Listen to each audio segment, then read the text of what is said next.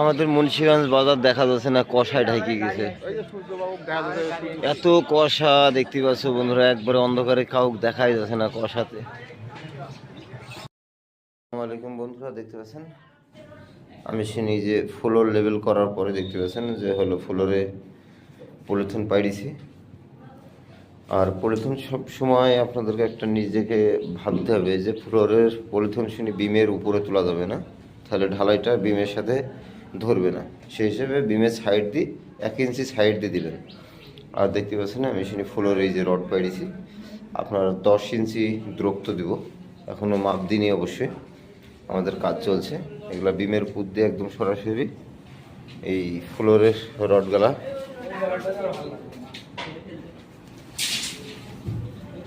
বাইরে থেকে, যাই হোক দেখতে পাচ্ছেন এভাবে যদি ফ্লোরে রড দেওয়া যায় তাহলে দেখা যায় যে ফ্লোরটা ফাটবে না এবং খুব টিকসই হবে এবং খুব বিল্ডিংয়ের একটা মজবুত হবে। দেখতে পাচ্ছেন আমাদের রড পড়া কাজ চলছে।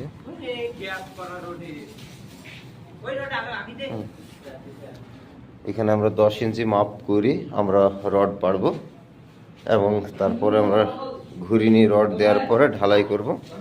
দেখতে পাচ্ছেন। তো অবশ্যই আপনারা ভিডিওটি ভালো লাগলে অবশ্যই লাইক শেয়ার সুন্দর একটি কমেন্ট করবেন বন্ধুরা, আমি যেন আপনাদেরকে সুন্দর সুন্দর আরও কাজের ভিডিও এবং সব রকমের ভিডিও দিতে পারি। দেখতে পাচ্ছেন আমাদের কাজ চলছে। এই যে আমাদের এটি সুপারভাইজার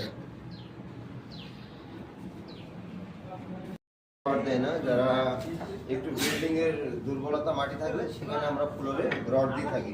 আসলে বিল্ডিং এর একটু মাটিটা দুর্বলের জন্য অনেকটা মাটি উঠেছে, সেই হিসাবে শুনে আমরা রড দিচ্ছি যাতে ফ্লোরটা না ফাটে এবং বিল্ডিং এর যেন কোনো ক্ষতি না হয়। আসলে একজন মানুষের অনেক টাকা দিয়ে বাড়ি করে, সেই বিল্ডিংটা যদি সমস্যা হয়ে যায় তাহলে দেখা যায় বিল্ডিং মালিক একটা শুনে আফসোস করে। তো সেই হিসাবে আমরা শুনি ফ্লোরে অনেক মাটি তোলা হয়েছে, বিল্ডিং এর অনেকটা উচ্চতা, তো সেই হিসাবে আমরা রড দিয়ে ঢালাই দেবো।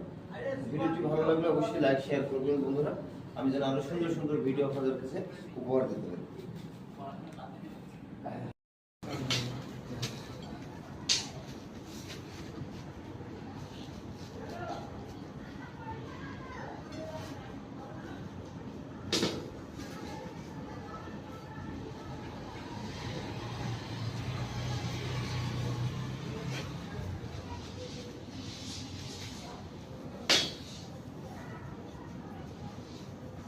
একটা 1 মিনিট।